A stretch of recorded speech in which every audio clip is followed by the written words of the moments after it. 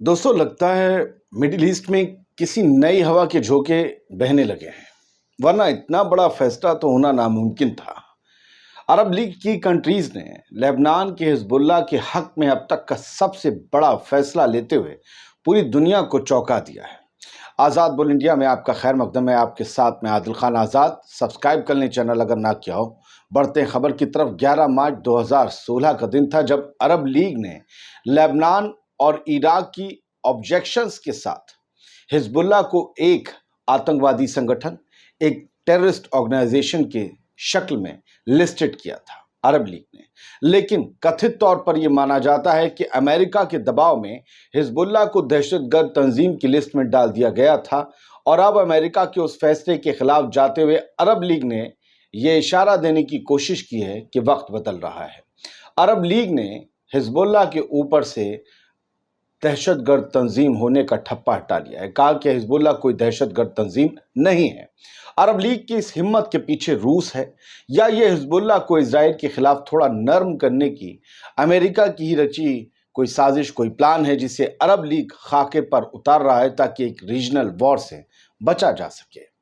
अनादोलू agency की report के मुताबिक अरब लीग के असिस्टेंट सेक्रेटरी जनरल हुसाम जकी ने सनीचर के रोज यह ऐलान किया कि अरब लीग ने हिजबुल्लाह को आतंकवादी संगठन मानना और लिखना बंद कर दिया है, उसे एक टेररिस्ट ऑर्गेनाइजेशन के तौर पर दर्ज करना बंद कर दिया है अरब लीग ने। जकी ने कहा कि लीग के जो मेंबर मुल्क हैं इस बात पर राजी हुए हैं कि हिजबुल्लाह पर आतंकवादी संगठन का लेबल अब नहीं लगाया जाना चाहिए। हिजबुल्लाह कोई भी दहशतगर्द तंजीम नहीं है। अब इस अरब लीग में हैं कितने मुल्क? 22 मुल्क। कौन कौन से हैं? इन 22 मुल्कों के नाम जरा सुनिए। 2-3 के नाम सुनकर तो आप चौंकेंगे। अल्जीरिया, बहरीन, कोमोरोस, ये ईस्ट अफ्रीका का एक मुस्लिम देश है। Djibouti, Egypt, Iraq, Jordan, Kuwait, Lebanon, Libya, Mauritania, ये भी एक अफ्रीकन मुस्लिम मुल्क है। मोरक्को, ओमान, फिलिस्तीन, Qatar, Saudi Arabia, Somalia, Sudan, Syria, Tunisia, United Arab Emirates और यमन।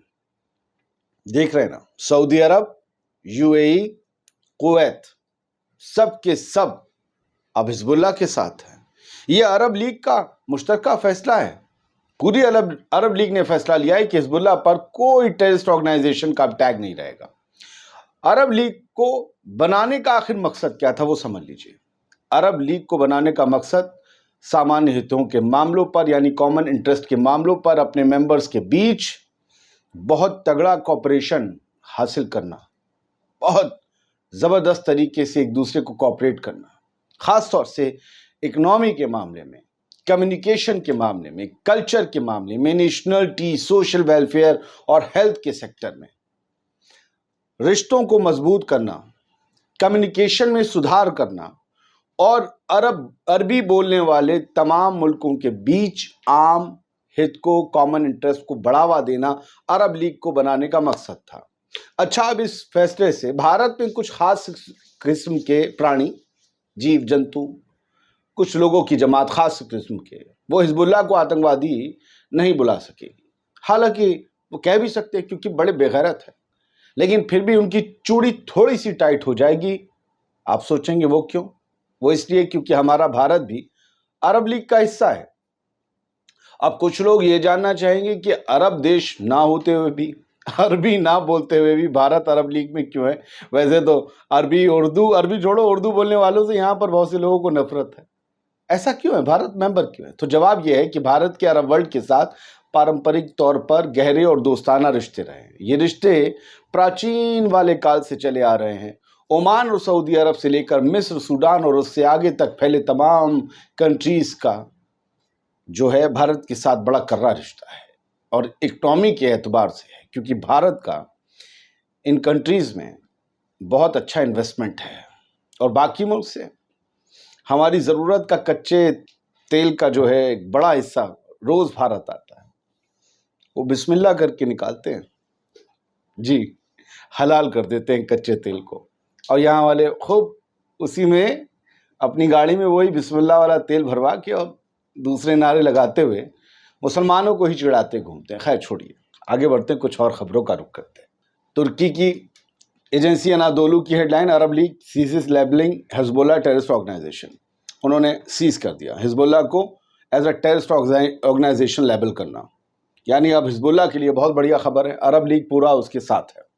ये मिडिल ईस्ट मॉनिटर की हेडलाइन है, अरब लीग सीजेस लेबलिंग, एक ही हेडलाइन है, अनादोलू की भी इनकी भी, लगता है कॉपी पेस्ट चल रहा था।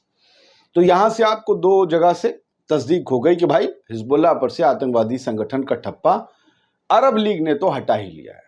अब क्या इलू चल रहा है, या फिर वो जो मैंने खदशे जाहिर किए अमेरिका का प्लान या रूस की ताकत, क्या है पता नहीं, आप भी बताएंगे, कुछ वक्त बताएगा।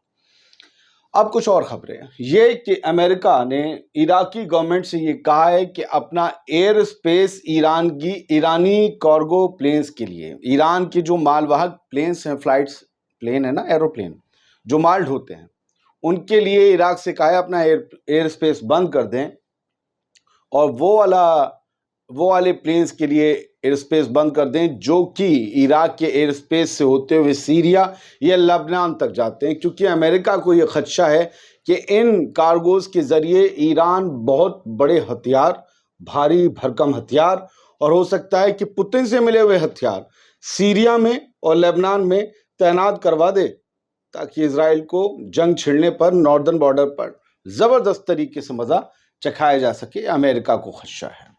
खैर, एक और ये है कि हिजबुल्लाह ने एक फुटेज जारी करके दिखाया है कि एक फोर्टिफाइड रूम इन बिरकात रिश बेस में वो जो है उन्होंने वहाँ पर उसे ATGM से टारगेट किया है। अब हुआ क्या, इसमें देखिए क्रॉस हेयर में एक स्क्रीनशॉट आपने देखा, अब दूसरा स्क्रीनशॉट देखिएगा। जब ये क्रॉस हेयर यानी ये ड्रोन जो है हिजबुल्लाह का वहाँ पहुँचता है, ये इसे इजराइलियों ने पर्दे से ढक लिया था अपनी इस बेस को। ये फोर्टिफाइड रूम है इनका, और ये पहले दिखाया गया था, यहाँ पर जो है बंकर बनाया हुआ था, कुछ एयर डिफेंस सिस्टम भी रखे हुए थे। इसे ही ये देखिए ये सब रखा हुआ सामान, बाद में इसी को ढक लिया गया कि ताकि हिजबुल्लाह के ड्रोन से बच जाए। लेकिन हिजबुल्लाह के ड्रोन ने यहाँ भी जाकर मारने का दावा किया है। हिजबुल्लाह, अब करंट रिपोर्ट की अगली खबर है कि हिजबुल्लाह के फाइटर्स ने एक मरकेवा टैंक को और एक नेमेरा व्हीकल, इनका है इजरायली फौज का, नेमेरा नाम से है, उसे उड़ा दिया है, और इसका दावा किया है कि गाइडेड मिसाइल से हमने उसे तबाह कर दिया, पर कच्चे उड़ा दिए। एक बड़ी खबर यह है, सरप्रेस न्यूज़ ने दी कि 150 राशन से भरे हुए ट्रक, रसद से या मदद से भरे हुए ट्रक गाज़ा में दाखिल हुए हैं, जो मिस्र की सरहद के उस पार, मिस्र के इलाके में कई दिनों से खड़े हुए थे। कुछ में माल सड़ गया, नहीं सड़ गया, अल्लाह जाने, लेकिन अब उन्हें गज़ा में घुसने की उस राफा क्रॉसिंग से इजाज़त कल शनिचर के रोज़ मिली है। ये बात हम तक रात तक पहुंची, हमने आपको अब सुबह दे दी। अल जज़ीरा के हवाले से वॉरफेयर एनालिसिस ने 12th ब्रिगेड कमांडर कॉलोनल एवरिल एल्बाज का एक बयान छापा है, इजराइल के कमांडर हैं, और इन्होंने ये कहा है कि हमास को राफा में डिसमेंटल करने के लिए कम से कम हमें 2 साल की मुद्दत लग सकती है। सोचिए, क्या नेतन्याहू के पास इस जंग को खींचने के लिए और 2 साल हैं? नहीं है, क्योंकि भारी बवाल हुआ है कल तेल अवीव की सड़कों पर, भारी बवाल हुआ है, और नेतन्याहू के घर के पास से लोगों को खदेड़ा गया है। वो कहते हैं राफा में जो लड़ाई है वो हल्के हल्के बढ़ रही है, फुल फ्लो में नहीं है, इसलिए ऐसा लगता है कि 2 साल इस जंग को जीतने में लग जाएंगे। एक स्क्रीनशॉट देखिए, ये आपको जो दिख रहा है, आपके पास ये तंबू हैं और पीछे काला धुआं, वो आग लगी हुई है। ये उन पनाह गुज़ीनों के, उन बेघर लोगों के आशियाने थे जिन पर भी हमला कर दिया गया राफा शहर में, और ये अल मवासी है, कोस्टल एरिया है, समंदर से लगा हुआ राफा सिटी में, वहाँ पर इजरायली बम्बार्डमेंट हुआ है। लोग जो तंबू कनातों में, टेंट्स में रह रहे हैं अपनी ज़िंदगी बचाने के लिए, अपने घरों के उजड़ जाने के बाद, उनके तंबू कनात भी इजराइल की फ़ौज को रास नहीं आ रहे, उन पर भी हमला हो रहा है। उम्मीद ये करता हूँ इस छोटे से वीडियो में जो कोशिश की कई खबरें आपको दे सकूँ, ख़ास तौर से वो अरब लीग वाली, वो आपको पसंद आई होंगी खबरें।